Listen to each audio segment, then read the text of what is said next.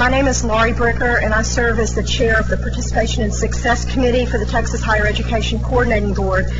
This morning I will be serving as the chair for this public hearing to take testimony of those individuals who have signed up regarding House Bill 3851 regarding the Uniform Grade Point Average. Individuals who have signed up will be given 3 minutes in which to provide their testimony. Testimony may be provided orally as well as in writing.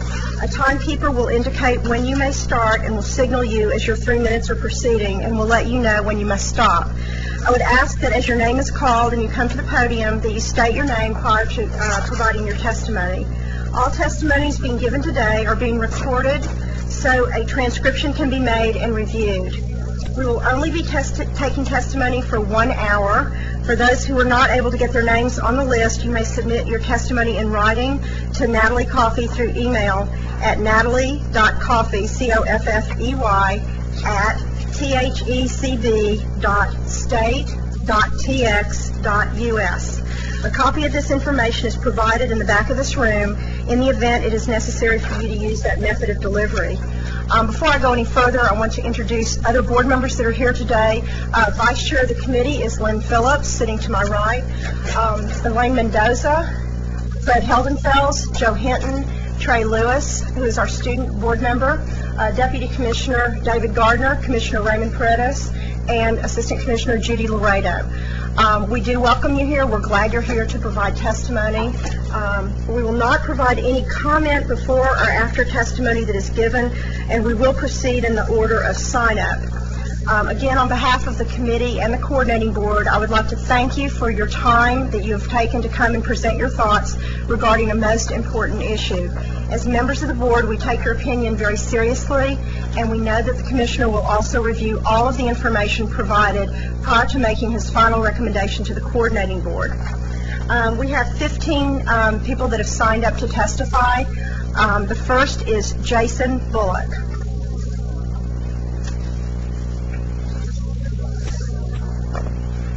Yes.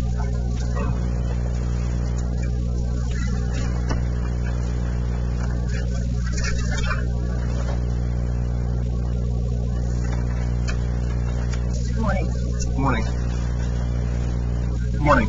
My name is Jason Bullock, and I'm the principal of Temple High School, a diverse, comprehensive 5A school.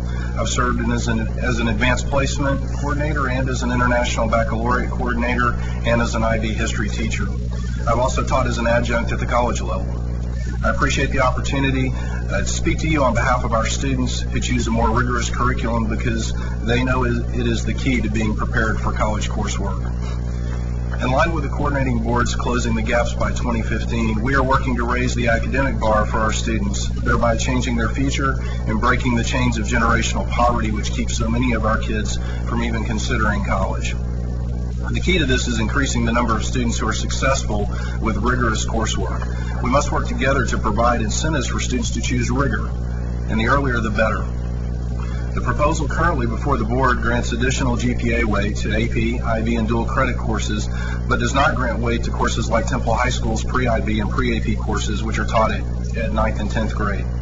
These 9th and 10th grade advanced academic courses are the foundation for the success our students realize during their junior and senior years in their AP, IB, and dual credit coursework and exams. Currently, 1/3 of our 9th and 10th grade students take THS pre-IB and pre-AP classes. They are willing to take the rigorous classes posed to their GPA because we award weighted points to these classes. Encouraging rigor from the outset of high school is the key to success in raising the bar for all students. Our 9th and 10th grade teachers receive training from AP and IB and how best to lay the groundwork for student success. Research, writing, and analytical discussion skills are the standards for these courses. The target and evaluation of these standards are the courses and examinations that come during the junior and senior years. Our students, and especially those from underserved populations, must have a strong foundation to be successful. The state supports our 9th and 10th grade courses through its AP IB incentive program with a reimbursement of up to $450 per teacher trained. Rigor is the key. We are using every tool to get more students to take rigorous courses as early as possible. If this board tells students the foundation courses at grades 9 and 10 are unimportant and do not merit GPA weight, students will choose to protect their class rank and there is no way they will adequately be prepared for the rigors of AP, IB, and dual credit. Under this scenario, the product of Texas public high schools will be a student who is less prepared for college. I encourage you to provide support to the foundation advanced academic courses like the THS pre-IB and pre-AP courses by granting them additional GPA weight, because this is central to setting high standards and preparing kids for a brighter future. Without a strong foundation at grades 9 and 10, we cannot build the kind of college prep program our students deserve and need. Thank you for your time, and I appreciate you listening. Thank you very much, Mr. Bullock. I've been told by our attorney that we're not to deliberate, but if there are questions, we may ask a question. Okay. All right, thank you very much. Thank you. Next is Randy Pollock.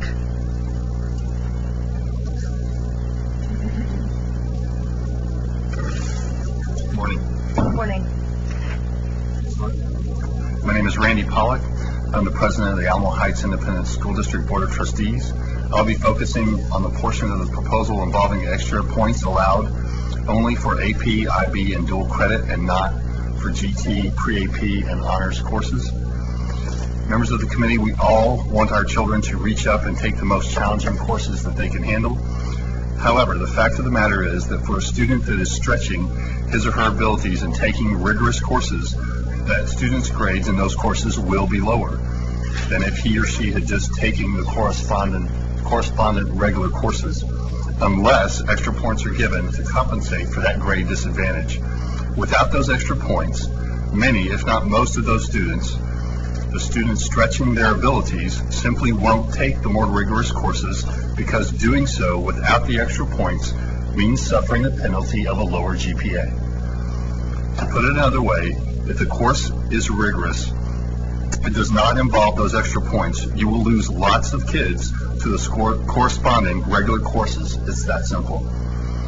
It's important to note here that students typically make the decision whether to pursue more rigorous courses on an academic path early in high school, because it's hard to transition to the more rigorous courses later in your coursework.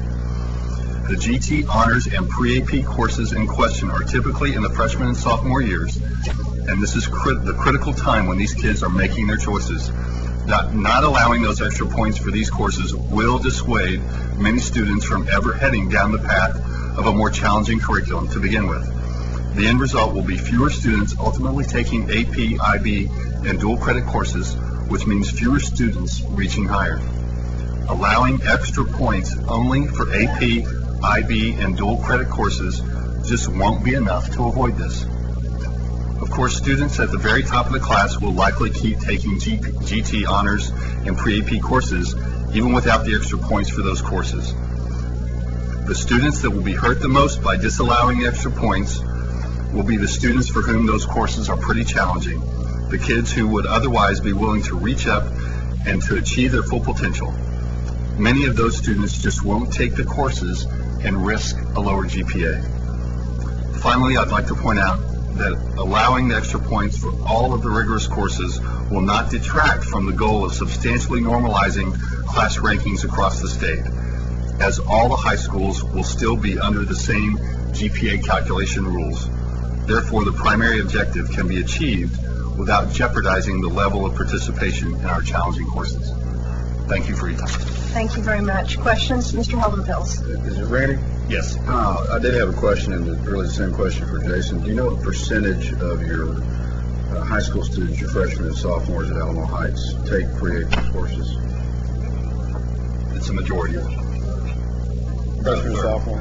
About a third at Temple, and over 50% at Yes. Alamo Heights. Okay, thank you. Any other questions? Thank you, Mr. Pollock. Robert Floyd.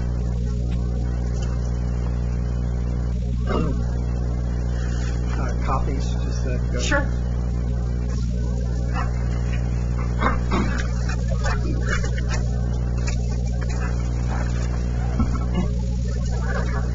Good morning. I'm Robert Floyd with the Texas Music Educators Association, and I also chair the Texas Coalition for Quality Arts Education. It's a coalition of 40 organizations who believe the arts are an integral part of the child's education in Texas. We were astonished this past week to read in several state newspaper articles that a spokesperson for the Office of the Commissioner referred to high school fine arts courses as non-academic, and thus would not be included in the uniform GPA calculation. AP, IB, and dual credit courses in fine arts, however, appear to be included in the section identifying weighted courses, and I apologize if I've misinterpreted that. Chapter 28 of the Texas Education Code includes fine arts as an academic subject of the required curriculum. In addition, all instruction in these subjects, including fine arts, must be TEKS or standards-based as a condition of accreditation. And as I'm sure you know, the fine arts are also included in the core academic curriculum in the federal legislation, No Child Left Behind. In the College Board publication, Academic Preparation for College, the fine arts are included among the basic academic subjects, along with our 4 foundation subjects and languages other than English. The College Board states preparation in the arts will be valuable to college entrants, whatever their intended field of study, and the publication goes into lengthy detail on the value of the arts in effective college work at the university level. So it is perplexing to us then in the current draft plan that student grades for courses such as yearbook, newspaper, speech, debate, photojournalism would count, but orchestra, art history 3, an advanced level course, music theory 1 or 2, or an advanced course in fine arts and photography would not. This past school year, there were 640,000 Texas high school students enrolled in a TEA state-approved standards-based fine arts course. Certainly the board does not intend to denigrate and ignore the hard work and academic accomplishments of those students. And I'm certainly hope the members of the board do not want the state of Texas to go on record as the kind of state that fails to recognize that the study of music and other fine arts is an academic. Executive Director of Curriculum Instruction for the Plano Schools, and I've served in that role for a number of years, and I've had the privilege, I'd say in some ways, of working with grade point issues over the last 20 years or so, and we in our district completed a fairly comprehensive review of the grade point issues about 15 years ago. I'd like to echo that many of the comments that were made before, we certainly agree with those, but to me the main issue that still is on the table is about pre-AP and pre-IB courses not being weighted. What I'd like to do, rather than comment like the other colleagues have said, I'd like to address some of the statements you have that existed on your website and the handout that was just passed out this morning that talk to the reasons why reasons that you're considering to exclude pre-AP and pre-IB. First of all, it says that it's not recognized by the College Board. Actually, the terms pre-AP and pre-IB came from the College Board. Prior to that, in our district and most districts called those honors courses. So certainly in the Dallas area, and I would say around most of the state, most districts have honors or pre-AP, pre-IB courses. That no standardization or uniform, there's no standardization or uniform standard of rigor. These courses are all text-based, so there's definitely a standardization. In our district, all of our courses that we have in our course catalog, and especially honors courses, go through a course review committee, a district course review committee. So we go through a very rigorous process to assure that those courses meet a certain standard of rigor, and I can assure you that most districts go through a similar process. So a later comment here that there's fear that districts will simply add courses to get additional grade points, I really don't think that's a valid statement. However, I do agree with colleagues that have spoken before that parents and students will, whatever the grade point process is, grade points are very high stakes for students and parents. They don't just serve colleges and universities, they serve us in K-12 education as well. So I really implore you to look at this thing of weighting pre-AP and IB courses. It will have an impact on what students take We have one of the largest AP programs in the country and in the state. We've give more AP exams than probably most other districts in the state. And we're very concerned. We've had parents that are very concerned that that their children will be encouraged to take a less rigorous path if those honors and AP courses or pre-AP courses aren't acknowledged in the grade point scheme. Thank you. Thank you very much. Are there any questions? Thank you, Mr. Russo. Next is Dennis Cabanis.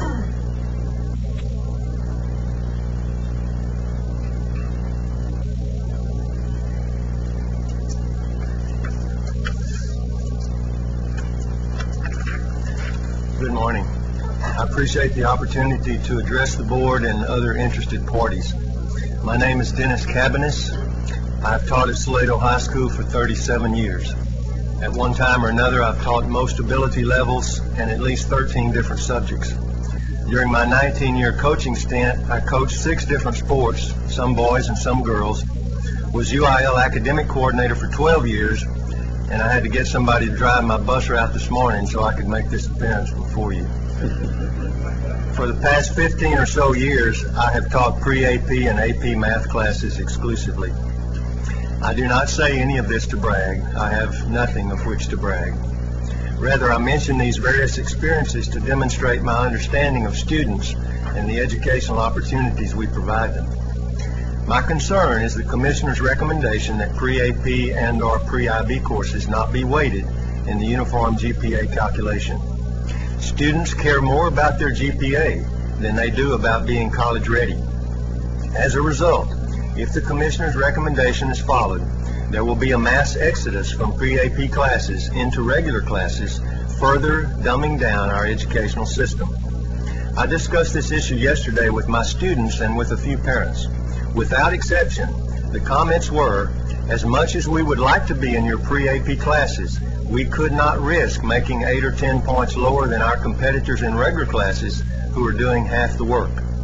I tell my students and their parents that research shows academic rigor of high school classes to be the most reliable indicator of college success. They say that matters little if they cannot gain admission in the first place.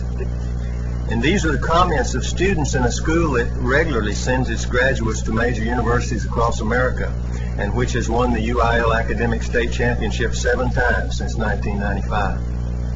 Yes, AP classes are to still be weighted, but without proper preparatory classes, students would lack the confidence, the prerequisites, and the work ethic to succeed, even if they could be convinced to try. Your literature addresses the reasoning for excluding pre-AP IB courses from weighting. Reason 1 states that these courses are not recognized by the College Board.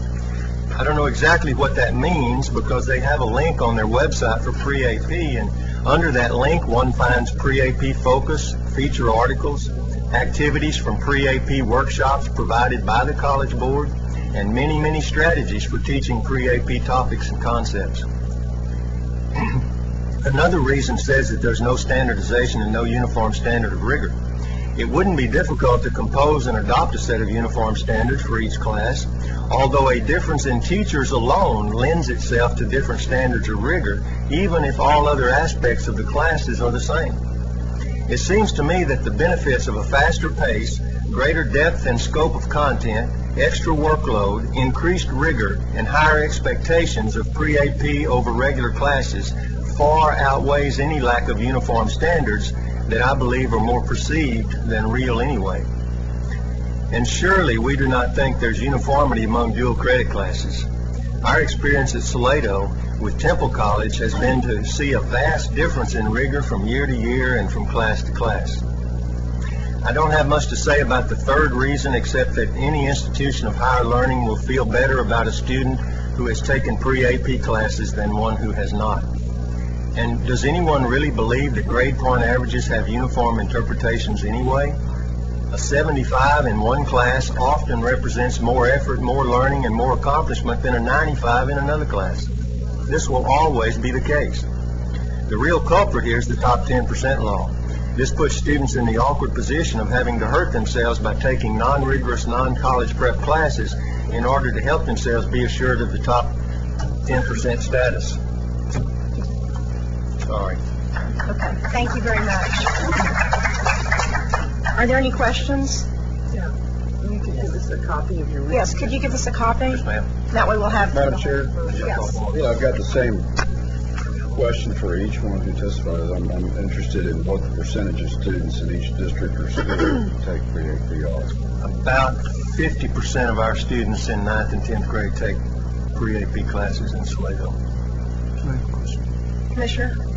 Do you have any data on the correlation between the students who take pre-AP and how they do on actual AP exams, to show that the students who take pre-AP actually do better on AP exams than the students who don't? To my knowledge, we have not had any students come through regular classes who then took AP exams. All of our students who take AP exams have come through pre-AP classes. Well, then let me put the question another way. Do you have any data that show the effectiveness of pre-AP courses in doing well in either AP courses or AP exams? Do we have any data to show a correlation between the... That actually taking pre-AP courses actually enhances a student's ability to do well on an AP exam?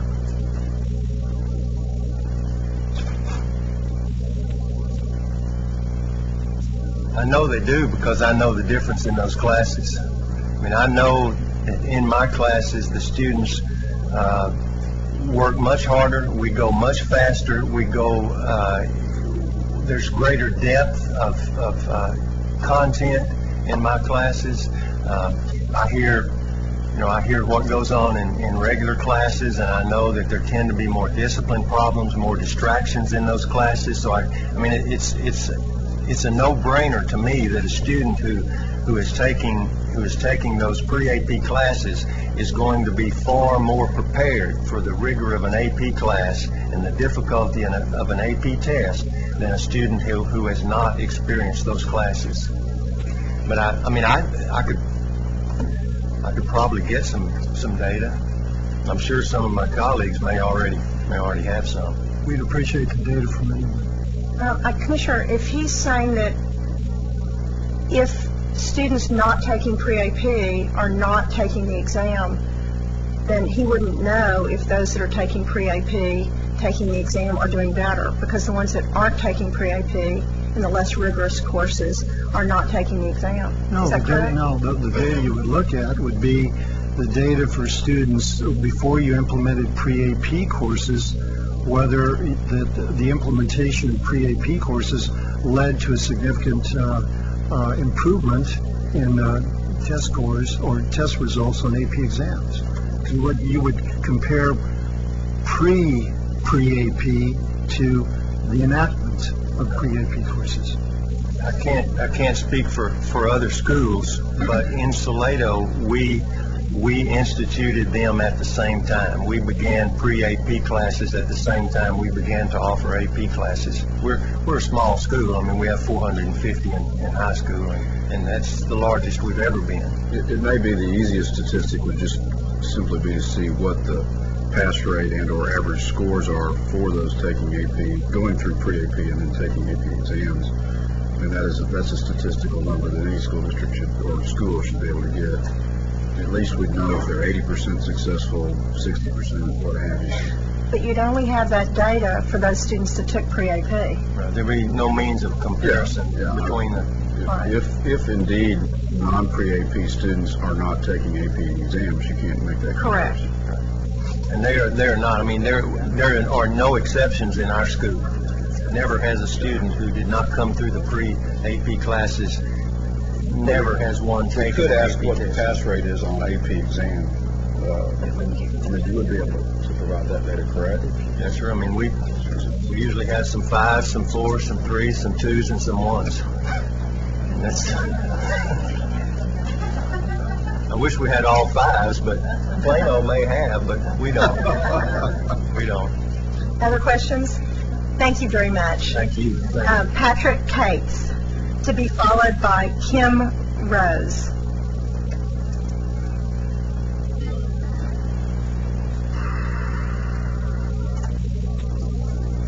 morning, Ms. Bricker, Good morning. Commissioner, members of the board.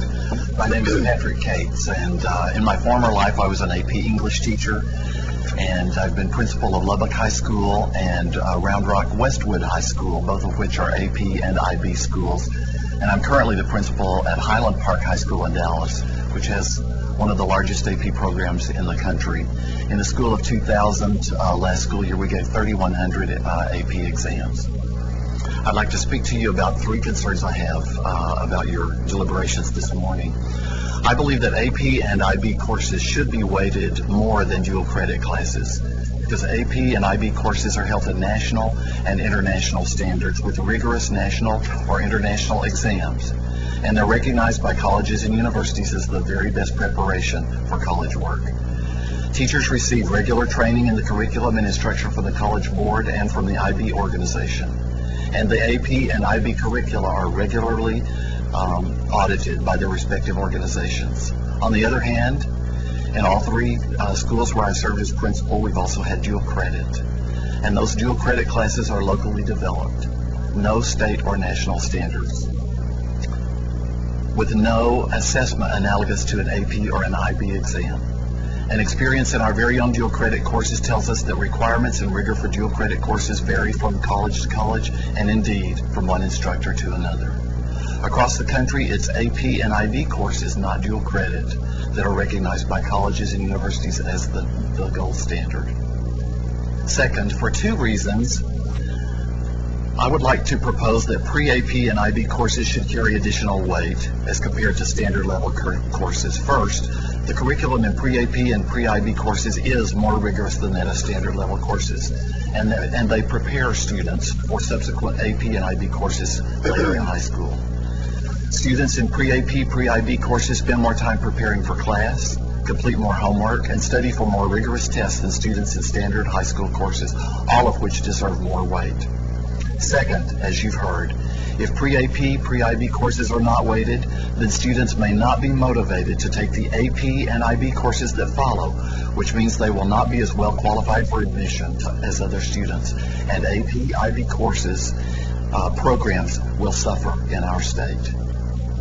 Third, students in Texas begin planning their high school career choices as early as the 7th grade. In my district, perhaps even earlier. And just as college students begin and end their degree plans under one college catalog, high school students begin and graduate under one grade point average system. To change the GPA system for students in the 08-09 school year would mean unintended consequences in class rankings, possibly differences in valedictorian, salutatorian, the top 10% of the graduating class. And it would be patently unfair to the students and families who began working under one GPA system since they began accumulating high school credits. Changes in the GPA system should begin with a rising freshman class, not a senior class, so that students are under the same plan for all 4 years of high school and know the requirements needed for admission to the colleges of their choice. We estimate that 70 to 75% of our students take at least one AP or pre-AP class in our school, and over 60% of those students make a 3, 4, or 5 on the exams. Thank you very much. Questions? Well, the only comment I would make is that we determined some time ago that our recommendation would be that this new method for calculating GPA would be implemented with the 9th grade class of 2000. Excellent, thank you. I Thank you stand for your corrected. comments. Thank you very much. Just one quick question. Yes. Sure. I missed your last remark, but let me ask it a different way. How many students do you have who do not take pre-AP and AP? Well, the way I said it was that over the course of their 4 years, 70 to 75% of our students will take at least one pre-AP or AP course. And by the time they graduate, last year, over 60% of our students made a 3, 4, or 5 on an exam. I don't have the exact number of students who matriculate through at least one course, but I could certainly get it to you. Over 60% of all students, or 60% of our entire student body, yes. We gave 3,107 exams last year for a student body that's actually just under 2,000 students. So AP is the place to be in my school, yes. Yes. Yes, sir. Do you have students who don't take pre-AP who ultimately go on to take an AP class? Almost never. Almost That's a never. good question. Do you have students coming to you from the middle schools that have taken high school credit that's weighted? No, not weighted credit. It's not in the weighted. middle school, no. But they are taking high school credit in Yes. 7th and 8th grade. And that's gathering speed. Is that a Yes. district policy that they don't have weighted credit in 7th and 8th grade? Because some districts do. I don't know that it's a district policy. I just don't believe they're offered in our middle school. Okay. They're taking other non-weighted classes in the middle school, which leaves more room in their high school schedule for weighted classes. Correct. Yes. Any other questions? Thank you very much. Thank you for your time. Kim Rose, to be followed by Ann Wright.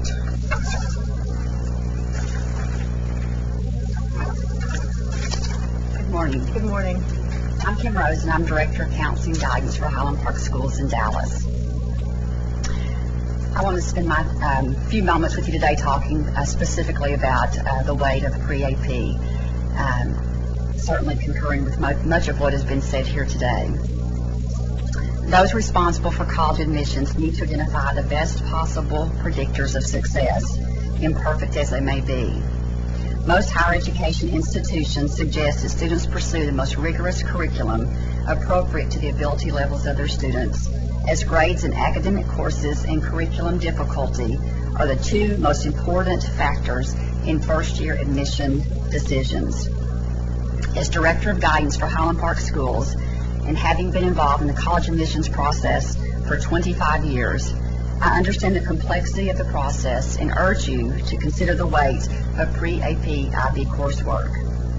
As stated on the College Board website, the pre-AP initiative is to equip all middle and high school teachers with the strategies and tools they need to engage their students in active, high-level learning, thereby ensuring that every middle and high school student develops the skills, habits of mind, and concepts they need to be successful in college.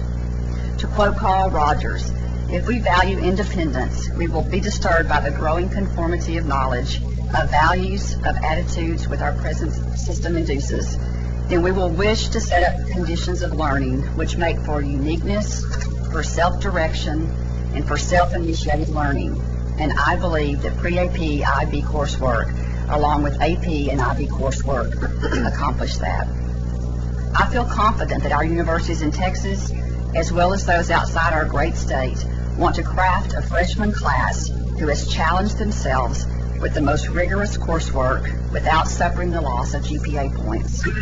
To accomplish this, pre-AP and IB courses must be given additional weight as to encourage, not hinder, participation. I urge you to consider this request. Thank you for your consideration. Thank you, Ms. Rose. Commissioner? I have a question. Since you've been involved in admissions decisions, do you know of any selective university in the United States that recognizes a bonus point for pre-AP courses?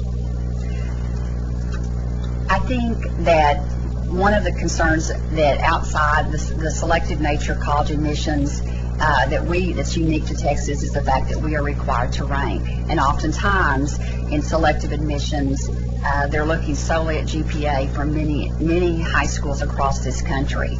And if you look at a high school GPA outside of rank, then oftentimes there's not this, you can't make the same comparison as our kiddos who have the rank. So I believe that whatever coursework is on that transcript, in working with college admissions folks, they want the most rigorous coursework, and they see that when they see pre-AP, pre-IB, or honors. No, but my question is specific. Do you know of any university that actually calculates GPA with a bonus point for pre-AP? Of course, they take a look at whether students take pre-AP courses or not. But do you know of any university that actually gives a bonus point? Because I don't know of one, because every selective university I know takes a look at the GPA that students submit. And if that includes a bonus point for pre-AP, they simply recalculate the GPA without it. And we're aware that the universities across this country have the choice to unweight and recalculate the things that they feel like are important. selective or unselective colleges across this country choose to do that. And they may only choose the core subjects being your 4 standards and then foreign language in their calculations versus all these other things. I would rather that be the college's decision when it gets to them versus it being us not preparing our kids appropriately when they're with us.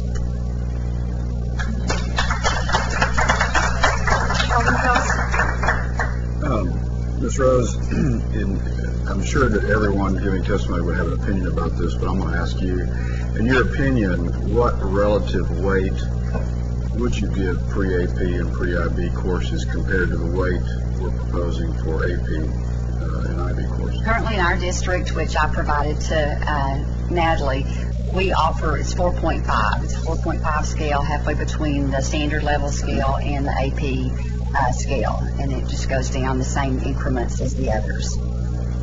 Do you also have honors courses as well? We do. Any other questions? Thank you very much. Ann Wright, to be followed by Freddie McFarland.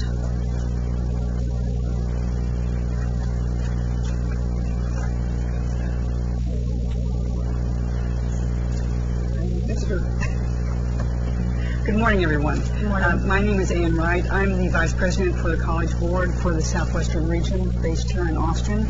And I have a lot of research references in my remarks, which I will not read because it would take up my entire 3 minutes. I do want to start by saying that the College Board supports research-based weighting of rigorous secondary school coursework for the following fundamental reasons. Weighted high school GPA predicts first-year college GPA better than non-weighted high school GPA. Second, the majority of colleges and universities now apply grade weights, recomputing high school GPA by eliminating non-core courses and accentuating those deemed to be advanced.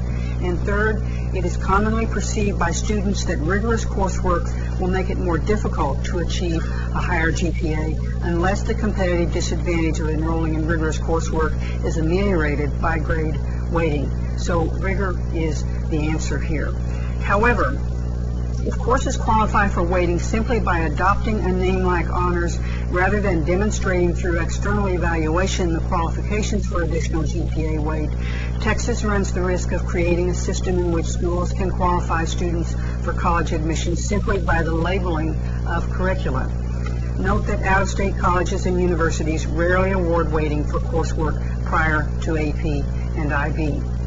Research demonstrates that AP coursework deserves additional weighting even for students who do not score 3 or better on the AP exam for the following 3 reasons. 1, the AP curriculum is explicitly designed for by college faculty nationwide to replicate college-level rigor. 2, starting in 2007, each teacher's curriculum has been audited by external reviewers to ensure that it meets or exceeds the demands of the corresponding course in college. And 3, schools receive external evaluation of the rigor and quality of the AP course through the AP examination, which is both developed and scored externally to the school by college faculty and expert teachers.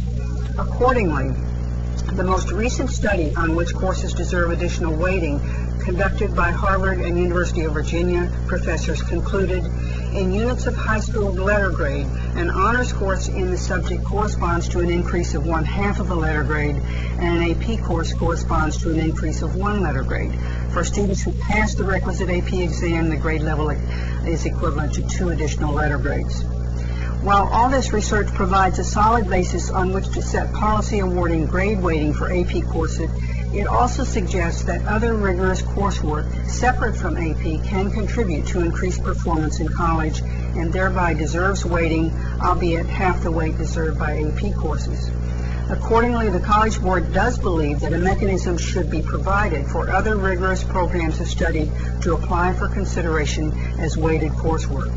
This is particularly true in Texas, which has pioneered the systematization of pre-AP through various areas such as the O'Donnell Foundation's laying the foundations curriculum and assessments, and also many innovative districts that have worked with traditionally underserved minority population and have established defined, detailed, and consistent pre-AP programs. I'll stop there. Any questions? Thank you. Yes, I think there are going to be some questions. Okay.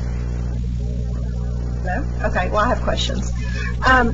since you're representing the College Board, let me ask you, and you're not representing a particular school district, let me ask you a question about whose responsibility do you think it ultimately should rest upon?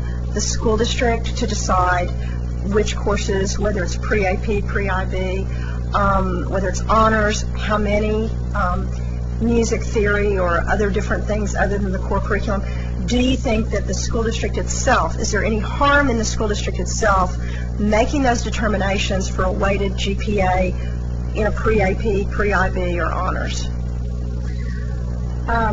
I don't know that the board has made an official statement about that. The statement that I made about the requirement for externally tested research being really the standard is the one that I think they would fall back on.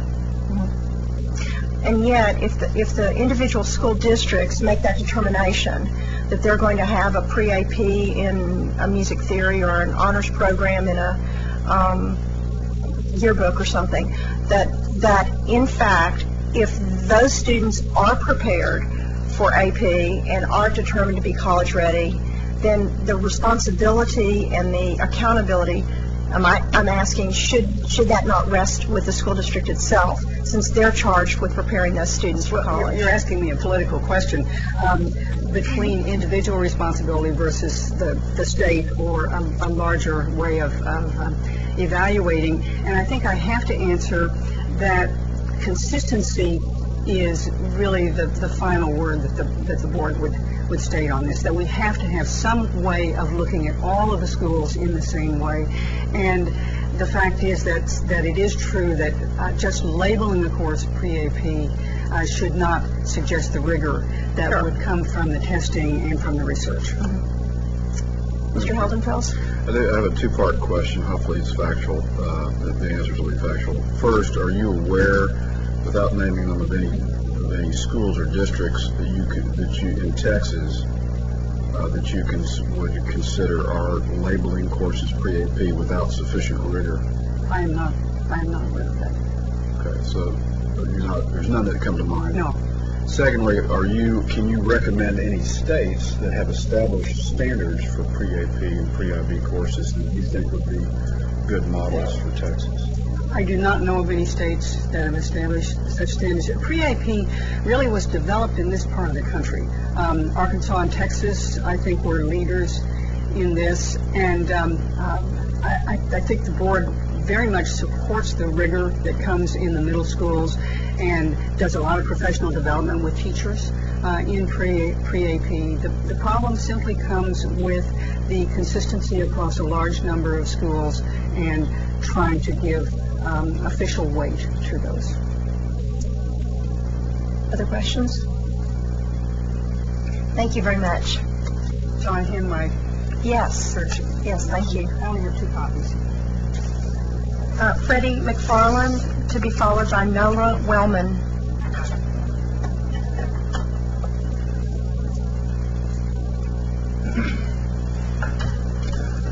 Good morning. My name is Freddie McFarland. I'm the principal at Gerald High School, what you would truly call a small learning community. We have about 250 students in the school, and we struggle to keep all these programs juggling with very small numbers. Some things that I'm concerned about with the uniform GPA proposal. First of all, it's going in as an optional plan, as I understand it. By optional, I mean we're going to use it for college admissions, but you don't have to use it locally for determining whatever kinds of things you want to determine locally. And I see small schools like ours using 2 systems. So we're going to create a dual system of GPAs and the confusion and irritation that will come from that kind of a system if it happens. The second thing that I'm a little concerned about is the lead time. We're starting with the kids who will start high school next year, and many of the students and parents make decisions about the kinds of courses they're going to take when they begin their middle school years, when they begin the 6th grade, and they're a couple of years into this by the time they reach us in high school. I think it would be better if we gave a little more lead time for education and also to prepare the students and the parents for the programs that they were going to participate in. Finally, the concern that I think everyone is bringing to you, but I'll voice my 2 cents here, is dropping pre-AP and pre-IB programs from GPA calculation or from weighted calculation will make it considerably more difficult to convince students to enroll in these programs and to remain in them. I know that our students between the ages of 12 and 15, while they may be very intelligent, are still children at heart. And most are not ready, not sophisticated enough to make decisions about their future without significant guidance from the school and from their home. In those cases, the group of students we will most likely lose when they get to these programs are those who traditionally do not fare well in our academic system. So the kids we have the most difficulty getting into the rigorous classes and getting into college are the ones that will look at this and say, there's really no bang for my buck here, I'll just stay out of it. So what it appears to me is just one more small bureaucratic barrier to success of some of these traditionally underserved kids. Thank you. Thank you very much. Are there any questions? Thank you. Nola Wellman to be followed by Linda Rawlings. Good morning. I'm Nola Wellman. I'm Superintendent of Schools for the Eanes School District here in Austin. Westlake High School is our single high school.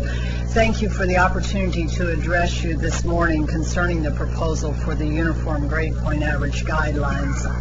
I want to address two aspects of this. First, the proposal, and then the process. First, the proposal as presented earlier this month does not adequately promote a rigorous high school curriculum. We have almost 75% of our students who take pre-AP program, and then we have 2,635 AP exams taken by 1,000 students. So this is a significant component of our program, and the building blocks for the pre-AP is very important. The proposal as it sits today represents a disincentive for students to attempt those rigorous courses, especially given the top 10% rule and the competitiveness of getting into our flagship universities in the state. And by not recognizing pre-AP courses with a weight, I believe we are going in the wrong direction. As a state, we need to align our policies with our goals.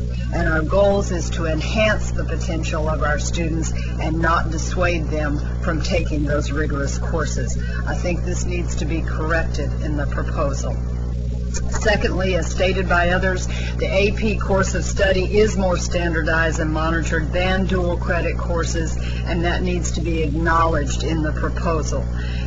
Dual credit courses may have some rigor and they may not. There's a significant variance in our state of dual credit courses. In terms of the process, I'm deeply concerned that the professional expertise of high school educators around the state seems to be being discounted in this process. Contrary to what you may have heard, this issue has not been vetted sufficiently around the state.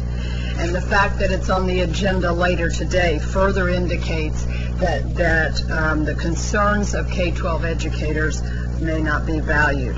I urge you to slow this process down, to listen sincerely to the concerns expressed, and seek to find common resolution to this issue. If this proposal is fast-tracked, as it seems to be, I fear damage between the relationship of the K-12 education and higher education will result in this state. It is far more important to have a respectful, sincere dialogue on this issue so that the outcome can be supported by all. Thank you for your time today. Thank you very much. Are there any questions? Oh, 1 second. Fisher?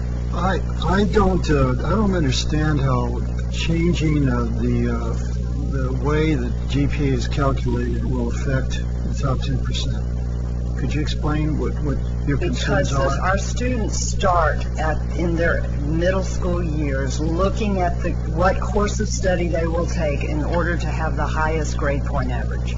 And that course of study is a constant. Every time we have grades, they recalculate that, and they're looking at whether they're in that top 10%, hoping they can go to University of Texas at Austin or to our flagship universities in the state.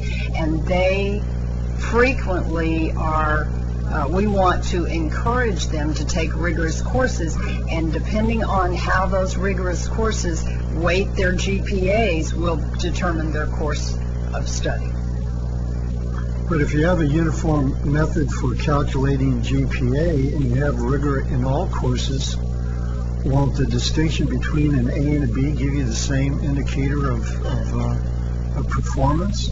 If you have a uniform method for calculating GPA across the state for admission to a university, you're having everybody play by the same rules. If you don't have the pre-AP courses weighted at some level, less than the AP courses, students will choose, rather than making a B in an advanced course, they will choose to take the less rigorous course to get an A. But is the solution to that situation to make sure that all courses are rigorous? Well, all courses are rigorous as we develop them in terms of pre-AP and AP. Of course that we want them all rigorous. What I'm trying to say is we want that stair step to incentivize our students to stay on those harder level courses, the college preparation courses. Other questions? Mr. Less? What do you weight pre-AP courses at now? Well, ours is a 1.2. And our pre-AP is a 1.1.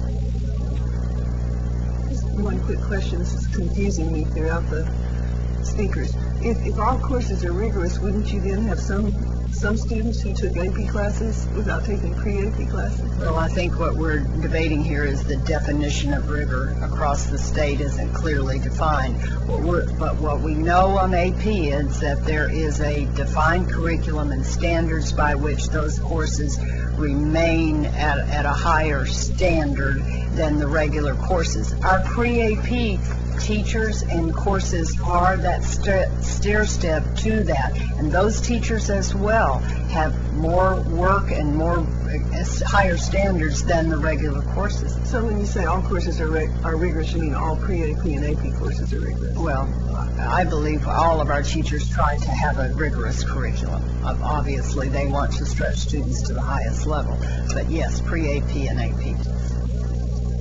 Other questions? Nola, can you tell me how many graduates from Westlake High School now enroll in out-of-state universities and colleges?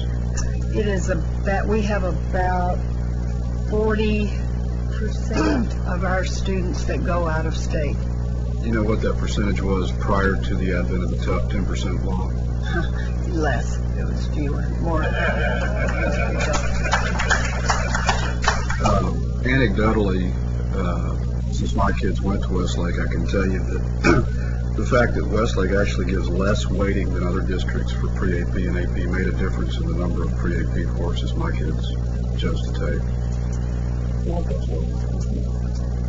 You need to get more credit. Trying. Thank you. Thank you very much. Linda Rawlings, to be followed by Aileen Zimmer.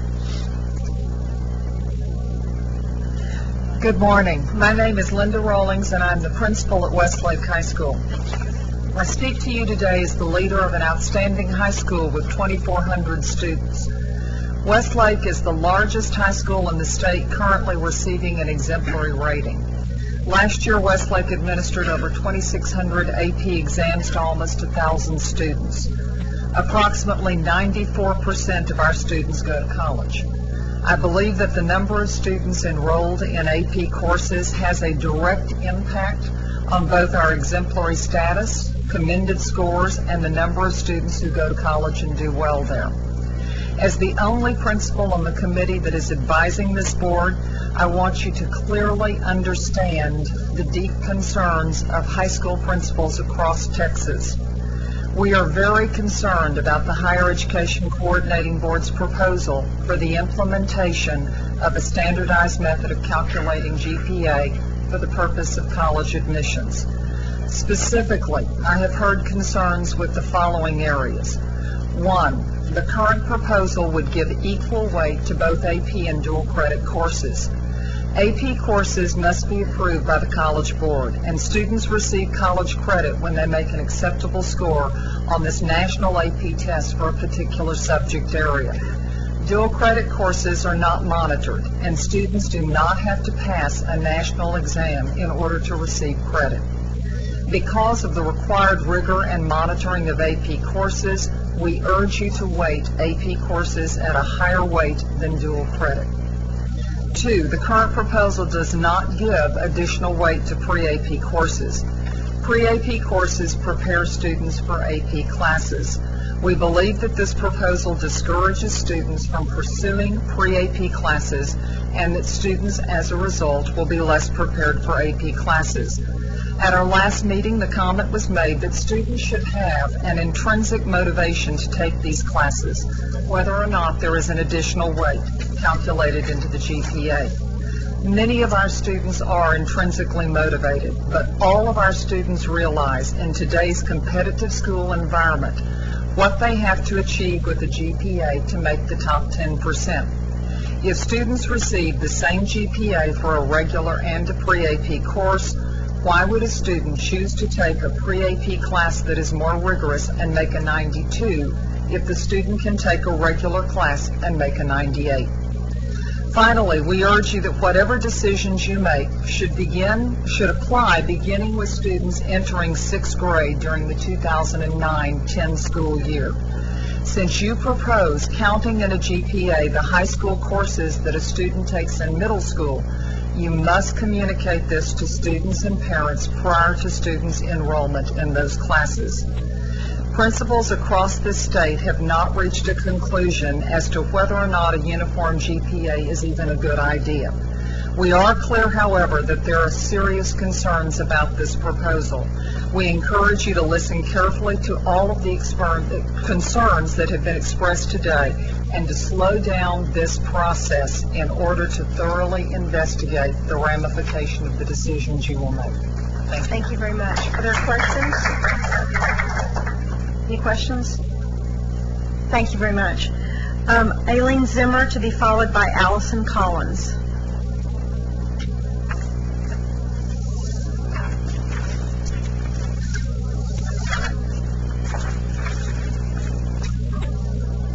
My name is Aileen Zimmer, and I'm from Katy ISD in Katy, Texas, and I appreciate the opportunity to speak with you today. We have a couple of issues with the proposal as stated. The first one is the limitation on the number of courses that are counted in the GPA. Even in colleges and universities, all courses that are taken at the institution are applicable to the student's GPA. We feel that all the coursework required for graduation in the high school should also be included in that student's GPA at a very minimum. As to the advanced placement and not weighting the pre-AP courses, by not allowing the weighted grade points to be awarded for advanced coursework prior to the AP courses, the number of students willing to participate in advanced placement and who are adequately prepared to participate will be reduced significantly. Coursework prior to AP course is designed to be advanced, to be accelerated, and to be aligned with the AP course to both progressively and deliberately prepare students for the rigors of college-level coursework for a minimum or as much as 2 years prior to when they would traditionally be ready to do so. With no incentive to pursue this course of study, students will opt out of not only the advanced coursework prior to the advanced placement courses, but ultimately AP. This would put our Texas students at a disadvantage nationally as well. Second issue with paragraph 5 in the proposal, in a diverse state as Texas, the availability of community college options varies greatly. The quality of these programs varies greatly as well, as there's no national or state standard for dual credit coursework. In these areas with strong AB or IB programs, dual credit programs might be smaller. In those areas where AP programs are not as strong, dual credit programs are typically larger. It is the local school district that has the best information on the relative strength of those programs, and it is the local school district that must evaluate the option that best meets the needs of its students' population and best prepares its students for post-secondary opportunities. The relative weighting of grades by the local school district for these programs is a reflection of their strength in that region, and forcing districts to award the same weight to dual credit as to advanced placement ignores the district's ability to evaluate the options available in that community. The dual credit programs are idiosyncratic to the districts that they serve. In Katy ISD, for example, our students must pay the out-of-district fees and purchase their own textbooks. By requiring the additional grade point for dual credit, this would allow students who can pay greater access to a weighted grade point than those who cannot pay. This creates greater inequity for these students. Increasing the incentive to take dual credit will increase the demand for these courses, but it does not necessarily increase the capacity of the community college to provide the quality instruction for those courses, and it further strains the resources of the community college to do so. In Katy ISD, the dual credit courses are not the most rigorous that we can offer our students. The AP courses are. It is the local district that has this information to make the judgment, and not a judgment that can be made uniformly for the entire state or for all systems in the state. Thank you very much. Any questions? Thank you. Allison Collins, to be followed by Kenneth Craycraft.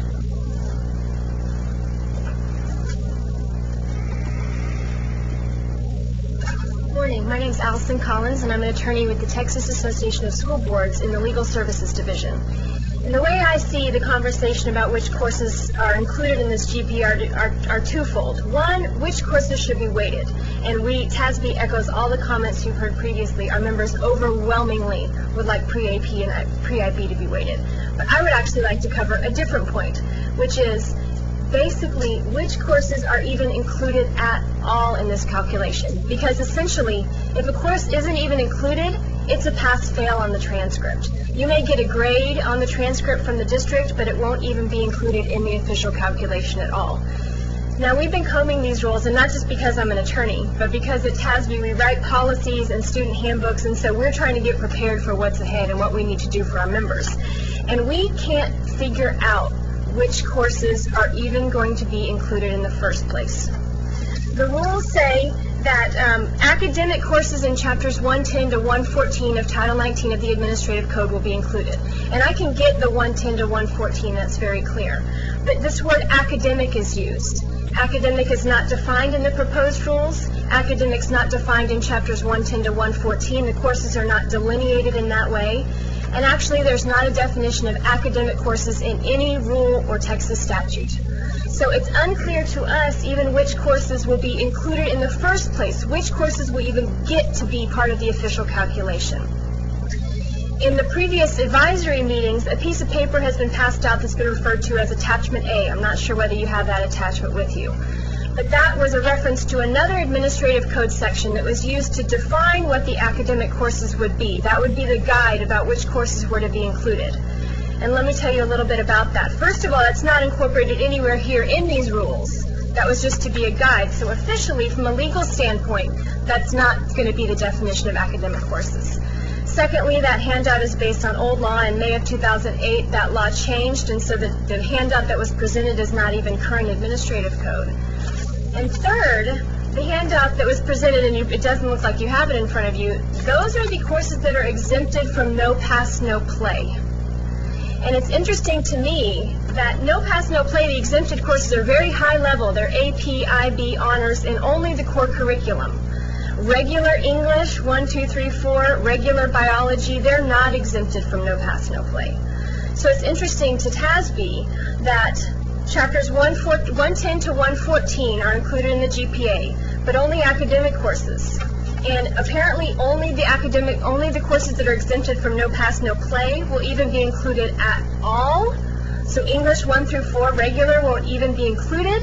I don't think that was the intent, but I will say that the rules are drafted in an unclear way, and so we can't even figure out the baseline what's going to be included. Similarly, Additionally, the proposed rules also say that AP and IB courses in chapters 110 and 114 will be given extra weight, as you've heard. But think about all the AP and IB courses that are not in chapters 110 to 114. AP Economics is not in 110 to 114. AP, I have a list here. AP Art History, AP Studio Art, IB Music, IB Theater Arts. Those are not even in chapters 110 to 114, but they're legitimate AP and IB courses. And so if I do my runaround to try to figure out even what's going to be included in the first place, it's only things in 110 to 114.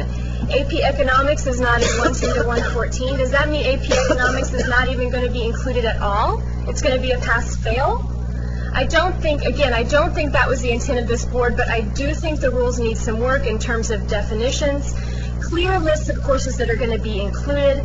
TASB would recommend, echoing a previous comment, that all of the courses that are given state graduation credit be included.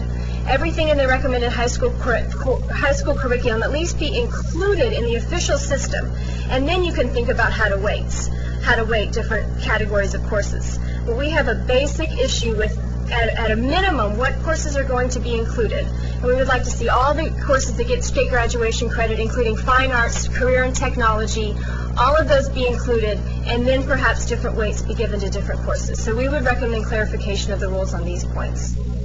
Thank you very much. Questions?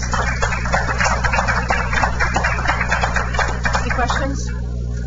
Mr. Heldenfeld. You may have answered this question in your testimony, but if we were to ask TASB for a recommendation on defining courses to be included, how long would it take TASB to give us an official answer? Our official answer, I can give it to you right now. We would say that all of the courses in the recommended high school program should be included in the uniform GPA, and then various levels of weights given to different categories. And our members would include an intermediate weight given to pre-AP, pre-IB, and then a higher weight given to IB and AP.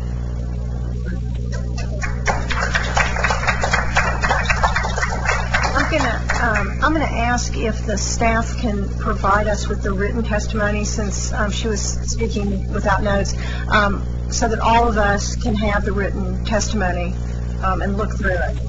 Mr. Craycraft, to be followed by Linda Jolly.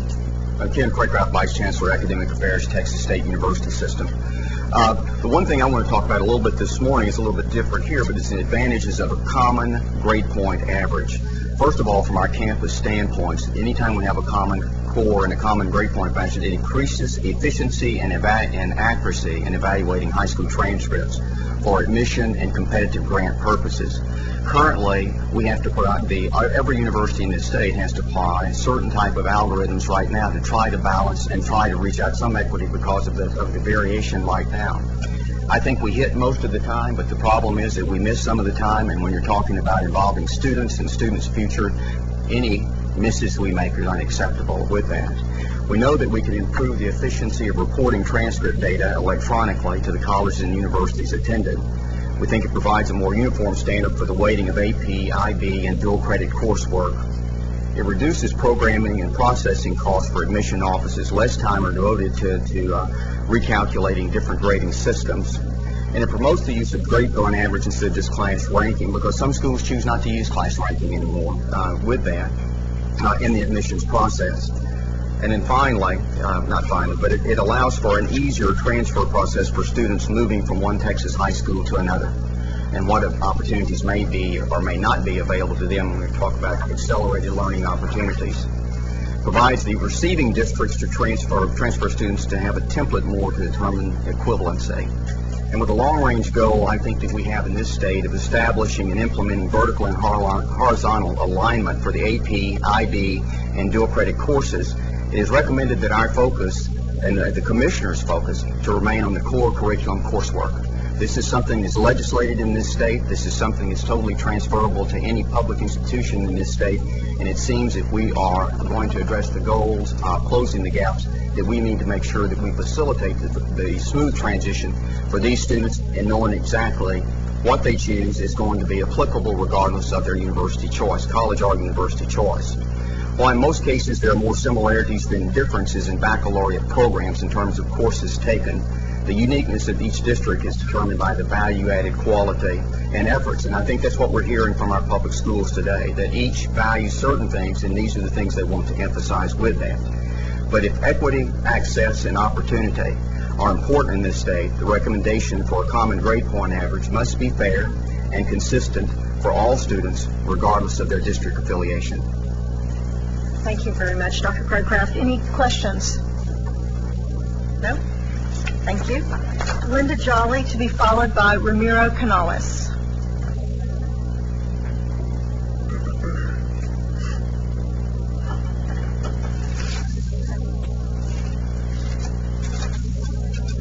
Is Linda Jolly here?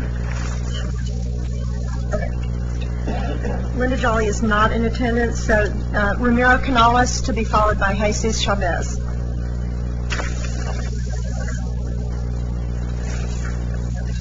Good morning, members. My name is Ramiro Canales. I'm the Assistant Executive Director for Government Relations and an attorney for the Texas Association of School Administrators. I want to preface my comments by saying that last fall I had the opportunity to teach a public policy course at UT, and the class assignment was for my students to develop a standard GPA method. It was a fascinating experience. Can you just give it to us? Oh, yes. I will have to say that at least one student recommended what is being proposed today, but it was good to hear from the students themselves, and the responses varied by region, by experience, and by economic class. TASA, as you know, we are an umbrella organization, and I represent Highland Park to the schools in the Valley. Right now we're gathering comments, and we're going to be submitting some written comments regarding this, but I do want to provide some general comments that we have thus received thus far. I had a great time reading the opinion, and even today there are some of our members who are still confused as to when this applies. I've told them this does not apply to this school year. Top 10% will not be impacted. And I'm glad that you put this out because it really does clarify that. But I've had some superintendents panicking, saying, we're confused because the Attorney General's opinion in the summary says it starts with the class of 2009, and then you have the word prospective. So there's some confusion out there. But in general comments, we have some of our members that are concerned about weight not being given to pre-AP, pre-IB, very similar to what you've heard today. There's also the concern with CAPE classes. I know Speaker Craddock has made some comments publicly that there should be a focus on technical courses, not only to have students college ready, but also workforce ready. So I think that needs to be factored in, just to make sure that some of the students who are taking those classes and decide to go to college, that their grades are also going to be factored in. In an earlier meeting, I mentioned also the possibility of the governor schools. Those were created last session, and I don't know how those grades are going to be factored into this GPA calculation. But clearly those schools were designed to provide very talented kids with an opportunity during the summer, and I think that those classes definitely need to be factored in.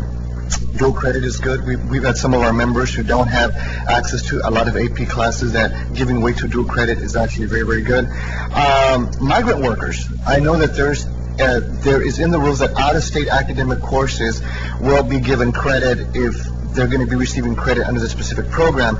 I know down in the Valley where you have a huge migrant population, those students who go out of state, I think at the very least they need to be made aware that if they're going to be taking certain courses for a seasonal time period, that those courses are going to count when they come back to Texas.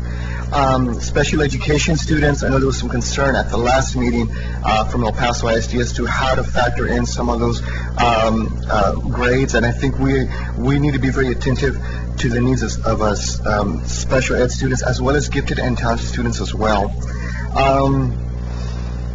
I know that in the bill there was nothing explicit about school districts calculating this, but the Attorney General said that it is implicit.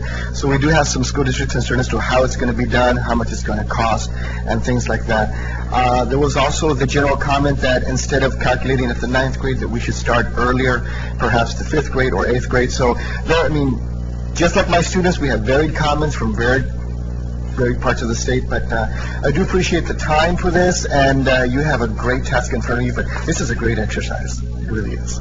Thank you very much. Questions? I'd like to follow up. I'd like to see what your students came up with. Me too. Oh, yeah, well, okay. Let me just comply with FERPA, okay? but no, it was very interesting. I did have to stop a fist fight because there were some students who were just... haven't had that yet. No, not yet, but clearly you had the students from Bel Air that preferred AP classes more, and then you had students from Crockett High School who only had one AP class but had a lot of dual credit classes who said, I learned a lot. You had students from El Paso who said, AP dual credit, kids in the Valley, more dual credits. So it was clearly, but it was the perspectives from the students themselves who actually took these classes that fascinated me. Because they, even today when I tell them, look, they're proposing equal weight, some students are going, that's not rare.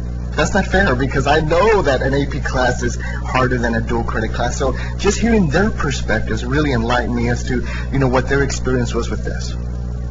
Thank you very much. Final speaker is Dr. Jesus Chavez.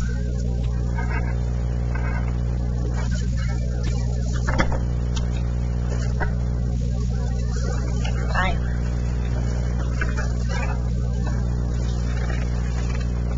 Madam Chair, Commissioner Paredes, board members, first of all, let me thank you for the opportunity to visit with you. It's certainly a pleasure being here. Let me go ahead and get into the testimony. I have several comments that I'd like to make with regards to the proposals.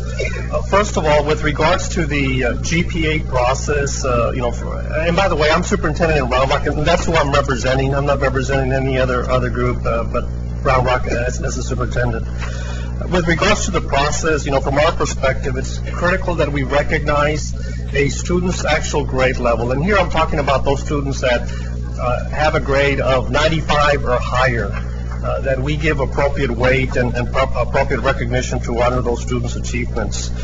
We do support the high school credit at middle school, that indeed that be included in the calculation. Let me talk about gifted and talented, because I don't know whether that's been mentioned or not, and we may be unique to this. We actually have still some GT courses in our course catalog that we offer. And so I think consideration for including those in the calculation is going to be important to our students. I think you've heard a lot about including and weighting the pre-AP and IB. And here I'm going to talk about the state policy perspective as it relates to the closing the achievement gap and getting more students into college. It may not be that that with regards to the top 10%, it is as critical to give the weight to the pre-AP, but I think from a policy state perspective, it is critically important that we recognize that yes, those courses are at a higher level than our regular courses at high school. And so our suggestion is that be recognized and that weight be given to pre-AP and IB courses. There's also some discussion around the dual credit courses and whether those should, concurrent enrollment courses and whether those should receive weight. Again, I come back to the state policy perspective of what it is that we're trying to accomplish in this state. We've got the closing the gap goals. We want to remain competitive not only within the state but nationally and globally, and we do need additional students at the university level. Hence, I think that we ought to support additional weight to the dual credit courses so that more students become interested in taking those at the high school level. With regards to the 8th grade classes, we do support including those courses as part of the calculation. And this last point here with regards to who's going to be doing the averaging, our suggestion, our recommendation, and my understanding is that yes, the institutions of higher education would be doing that. I think from a school district perspective, that would be the best thing to do. Let me tell you about the Round Rock situation with regards to GPA and classing rank. In our district, I already have those two systems, and literally I mean two systems. We do two calculations. And so if indeed we were required to do a third calculation, well, you can see where I'm going with this in trying to explain to parents three different sets of systems. I know our preliminary discussions have said that we're going to maintain the district class in rank calculation. Our parents are very comfortable with that. It's been an evolution over the last 25 years, and honestly, I don't want to open up that can of worms that we would be facing in our community if indeed we had to redo that internally for our own students. So let me stop there and see if indeed you may have any questions regarding the comments that I have made. Any questions? Same question about percentage of students taking pre-AP courses and percentage of students taking AP exams. You know, I wish I had brought those numbers. I mean, I'll be happy to provide them to the board. I don't have them with me, and I hate to give you wrong information. I'll tell you that with regards to our specific interest in our district is to encourage those, particularly for our economic disadvantaged students, particularly to our minority populations. So those numbers have been increasing, and I know they jumped from last year to this year's class. And we specifically, as part of our district goals, have that as a goal to increase the number of economic disadvantaged students, African American students, and Hispanic students taking the AP courses, taking the IB programming. We happen to have that at 2 of our high schools. But I'll get you those numbers. Dr. Chauvinist, do any of your non-pre-AP students end up taking AP courses? Some do, but very few. You know, hence our suggestion, our recommendation that we give some additional weight to the pre-AP courses. As an incentive? Yes, ma'am. And again, I think that aligns very well with what we in the state are working on to get additional students to take more rigorous coursework, but beyond that, to get them better prepared for college, because we need more students in college. The Katie speaker talked about not being in a taxing district for community college, therefore the dual credit courses cost more. Are you all, I can't remember if you're in a service area with the Austin Community College? We're very happy to report that the election that we had this past May to include ACC across our entire district was successful. That's what I thought. And so we are now part of the Austin Community College District. So you would not have tuition for your students to take dual credit, or you would have reduced tuition for your students to take dual credit? Yes, ma'am. We do have the reduced tuition, you know, after hours, and no, they're taking coursework during the day with us. There is no tuition. Other questions? Thank you so very much. Okay, this concludes the speakers that have signed up. I also want to acknowledge Board Member Brenda Payovich that came. Thank you for being here. I want to, before we get into the agenda item, and we are going to move the agenda item up so that we can discuss it with you right now, but I want to thank all of you. In particular, I want to thank all the many school districts through the various organizations who have been providing input to me, to others of my colleagues, to the agency. In Houston, for example, there's an association, loosely formed association of school board members that have been sending around comments and responses. And I think that, you know, we are all extremely open to this input, and we really value the opinions, especially those that were expressed today. I think that there were quite a few, oh my goodness, expressions that we hadn't thought of. So I want to acknowledge all of the school board members and school districts, as well as higher ed and other institutions that have been bringing in information to us. I also want to thank the commissioner and the staff for providing a venue for an advisory committee. Looking at the list of the advisory committee, I feel that input has provided a lot of very, very, very strategic points for all of us to ponder as we come up with this recommendation. In addition, I want to remind everyone that the legislature, through the bill, House Bill 3851, has actually mandated that we come up with a system. So we are responding to that, and I believe that oftentimes the process is sometimes even more important than the outcome. And I want to assure everyone that the board and the agency is very, very sensitive to this issue and to the process. I also would like the staff to provide all board members with the list. I don't know if everyone has a list of all of the committee members. Everybody has that? Okay. And all of the feedback from and the minutes of those meetings. Agenda item 11 will be moved to this point in the agenda in consideration for those who have participated in the hearing on the uniform GPA and those that are unable to remain with us throughout the course of the PNS committee agenda. And I'd like to now call on the commissioner for some input. Well, Chair Bricker, based on the public testimony this morning, I would request that the committee defer consideration of the recommendations regarding the uniform GPA until our October 22nd meeting. I would like to have some time to respond to prepare responses to some of the public comments. I'd like to have time to consider some of the public comments from the various witnesses this morning, and I think it's impossible to take their comments into account if we were to take a vote this morning. Okay. Again, I think that this reflects the seriousness that we are all taking on this issue, and that we really want to have the opportunity to have further outreach and input. Do I have a motion? Lori, may I ask a question? Yes. Mr. Hinton. Before we go further? Sure. This has been incredibly interesting to me this morning. And I have a question, and I don't mean this in any way other than just trying to get understanding from my own point of view. We've heard the presentations this morning, all of them were good. But I didn't hear one person saying really that they recommended what we are thinking about doing. I would be curious to know what the people in the gallery out here that are observing this have to say. Are they for it or against it? Just a one-arm vote. Get some sense of what our people that have gone to a lot of trouble to come and hear us this morning.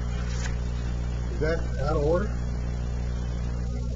Well, I'm not exactly sure if we can ask the audience to vote on something. It's a really good question. You want to straw poll? Yeah, whatever. But where I live, I get nothing but telephone calls saying this is the worst idea that anybody could have ever come up with. Well, and nobody calls themselves saying this is a great idea. You could pose it another way. You could ask the audience if there's anyone brave enough to raise their hand and say they disagree with the testimony that we've heard this morning. Either way. Right. I think the commissioner's recommendation of basically tabling this is a good indication that, or deferral, whatever, postpone consideration. Right, postpone consideration is a good indication that what we've heard today is reflective about what the observations are on the initial recommendation, and that we are going to consider more. So, I mean, I think it's duly been heard, and greatly appreciated that all these folks have taken their time to come in and share their thoughts with us. So given that, I would agree with the commissioner, and I move that we table this. Just to clarify, I think the motion should be to postpone consideration. And whether we postpone or table until October 22nd, I move that. Well, it'll have to be a specially called meeting of this committee. I just want to make sure we understand. On October 22nd. It won't be going straight. So not to put words in your mouth, but. Didn't put them in my mouth. I just wanted the public to understand what date we would next. Okay. Would you like to make that motion? I'm likely to be that day. I'm advised by our attorney that we should say it's likely to be that day. Okay. So the motion is to postpone consideration of the commissioner's recommendation on the uniform GPA and later to a later specially called meeting of this committee.